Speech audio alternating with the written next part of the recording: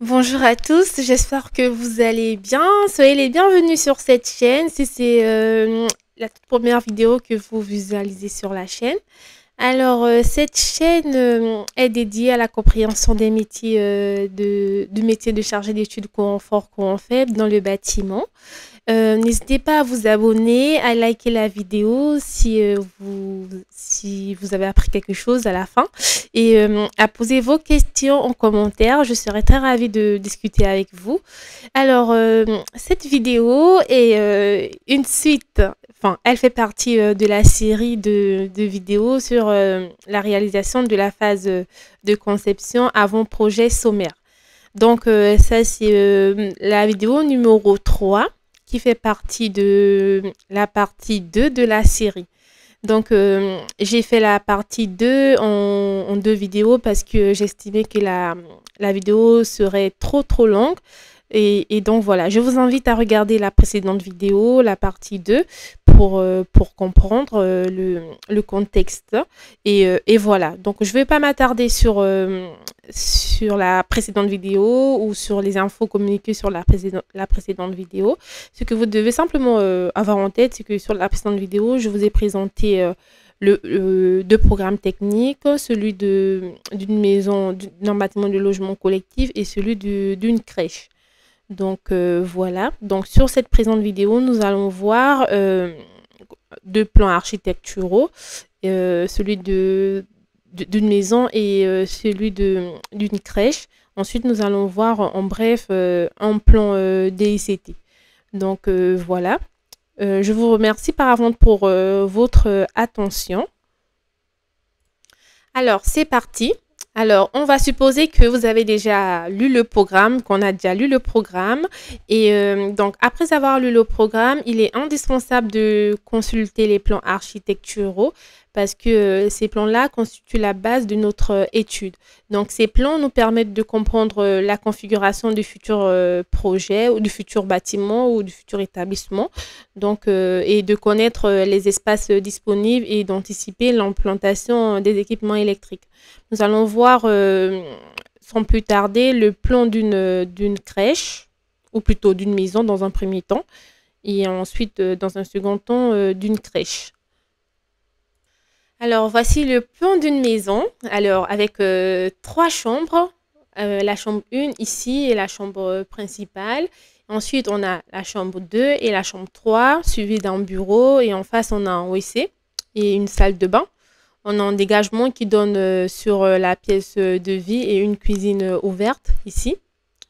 Et on a en rouge ici l'espace technique de logement. Ici, à cet endroit-là, c'est à cet endroit que vous verrez le compteur électrique ou le coffret de communication et le disjoncteur de branchement. Je vous ferai une vidéo sur l'espace technique de logement car c'est quand même très important de l'avoir en tête. Et ensuite, là, on a un cellier et une salle de bain, un dressing et une salle de sport. On imagine que là, l'accès au logement, c'est par ici, c'est par le porche. Et, et voilà, pour ce qui concerne cette maison. On va sans plus tarder regarder, voir un plan d'une crèche que je vous informe que je l'ai retrouvé sur Internet parce que je ne peux pas vous présenter moi les projets que je réalise en interne parce que j'ai pas le droit. Donc voilà, tout simplement. Alors là, on a une micro-crèche que je découvre en même temps avec vous. Alors l'entrée principale, j'imagine l'entrée principale est par là, mais c'est la cuisine. Donc j'imagine que non, c'est pas l'entrée principale. Bon, c'est par là plutôt. Voilà, accès crèche. On a l'entrée principale ici, on a la zone poussette, on a le sas, on a les casiers ici, on a une salle d'activité, une partie repas par là en jaune et la cuisine en bleu. Et ensuite, on a deux dortoirs et une partie sanitaire par là. Les vestiaires par ici, j'imagine. Oui, c'est par là. Et voilà, on a le bureau de la direction par ici. Et ensuite, on a les parties tierces ici. Je ne sais pas à quoi éventuellement ça servira ces parties-là parce que c'est pas un projet que je connais. Mais voilà, on a une partie extérieure ici qui est, j'imagine, la zone de récréation. Et voilà, donc si vous travaillez sur un projet d'une crèche, vous pourrez éventuellement avoir ce type de plan. Et ensuite, votre travail, ce sera de réaliser les plans électriques au-dessus de ces plans architecturaux. Donc voilà, il n'y a rien de très compliqué. Donc là, si vous avez besoin que je vais plus dans les détails, n'hésitez pas à mettre vos suggestions en commentaire. Je serai très ravie de pouvoir faire des vidéos en fonction de vos idées. Donc voilà. Là, en phase, là, je suis un peu étonnée qu'il n'y ait pas un local technique, quoique peut-être que le projet il est sur plusieurs niveaux ou peut-être qu'on est en sous-sol. Euh, bon, on va pas s'attarder. Je passe cette partie-là. Je pense que c'est pas très important. Voilà pour le contexte de la vidéo. Nous passons à la lecture des DICT. Il faut savoir que les DICT, ce sont des plans, les plans qui indiquent l'emplacement des réseaux existants aux alentours du site. Alors, alors, je pense que je me reprends, mais c'est toujours bien, mieux vaut la répétition. Alors, les plans DICT impliquent l'implantation ou l'emplacement des réseaux existants, que ce soit des réseaux d'eau, d'électricité, de gaz, de communication, et ce à prévoir ou à modifier en fonction du projet. Donc, c'est ces plans-là qui permettront de savoir les réseaux qui sont à côté de notre projet, de notre site. Et voilà. Et donc, c'est grâce à ces plans-là qu'on peut éventuellement se dire que nous, notre coffret de branchement, ce sera à tel endroit. Et voilà. Donc, ces plans nous sont tracés et nous permettent de communiquer, d'échanger avec, d'échanger avec le concessionnaire.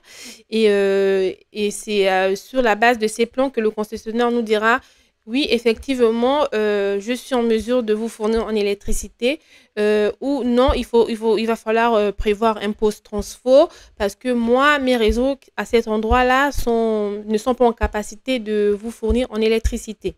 Donc, le plus important pour nous sur les plans DICT, c'est les plans des réseaux électriques et de communication. Donc voilà. Je vous ai quand même, enfin, je n'ai pas trouvé de plan à vous montrer, de plan DICT à vous montrer, mais je suis allée sur Internet, j'ai trouvé cette petite photo qui m'avait l'air sympa. Il y a la légende à côté, mais bon, on peut s'imaginer que les plans DICT se présentent de cette façon. En vert, on peut imaginer que c'est le courant faible, les réseaux enterrés sur la zone. Et en orange, on peut s'imaginer que c'est les réseaux fibres qui sont à proximité du site. Donc voilà, donc le but, c'est juste de vous montrer à quoi peut ressembler les plans DICT. Donc voilà, j'espère ne pas vous avoir perdu. On arrive au terme de cette deuxième partie. Je vais conclure du coup. Alors, merci d'avoir suivi cette vidéo. Pardon pour ce bruit que je viens de faire. Alors, sur le déroulement Bon, merci déjà pour d'avoir vu cette vidéo sur le déroulement de la phase APS. Et j'espère que ce contenu vous aidera au mieux à comprendre l'importance de la lecture du programme technique, des plans architecturaux, parce que les plans déjà architecturaux, il faut retenir que c'est la base de notre étude. Et voilà, et vous aurez aussi aidé à comprendre l'importance des DICT. Je rappelle que les DICT, ce sont les plans concessionnaires qui nous montrent comment passent les réseaux enterrés à côté du site. Pour avoir ces plans-là, il faut faire une déclaration préalable de travaux et c'est à ce moment-là, c'est après cette déclaration-là que les concessionnaires vous fournissent ces plans pour préparer au mieux notre étude.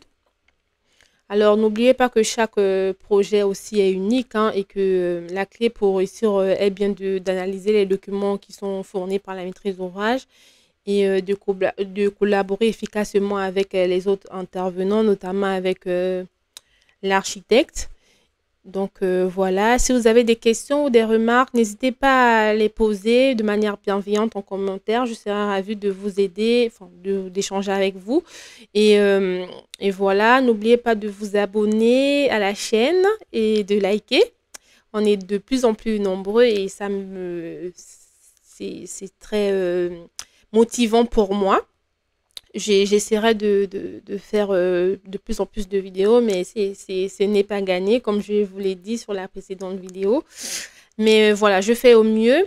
À bientôt pour une nouvelle vidéo. Et voilà, je vous souhaite une très bonne journée ou bonne soirée. Tout dépendra de l'heure à laquelle vous visualisez la vidéo. À très bientôt, au revoir.